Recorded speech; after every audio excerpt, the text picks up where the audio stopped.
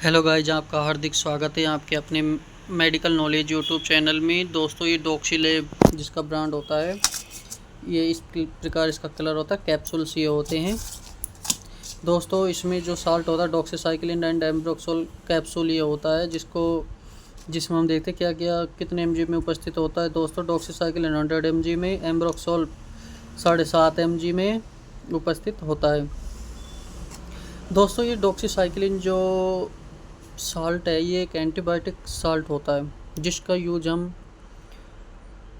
Anti bacterial infections को रोकने के लिए हम इस साल्ट का उपयोग करते हैं।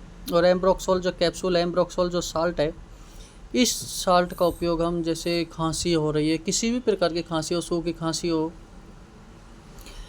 बलगम वाली खांसी हो, खांसी से परेशान है, वो इस कैप्सूल का उपयोग कर सकता है। सबसे अच्छा कैप्सूल है खांसी में, बुखार में, ठंड में, जुकाम में काम आने वाला कैप्सूल है दोस्तों।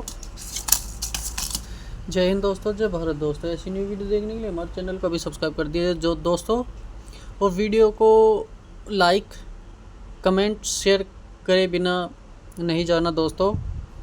आपका सपोर्ट ही हमें और मोटिवेट करता है दोस्तों। जय हिंद दोस्तों, जय भारत दोस्तों।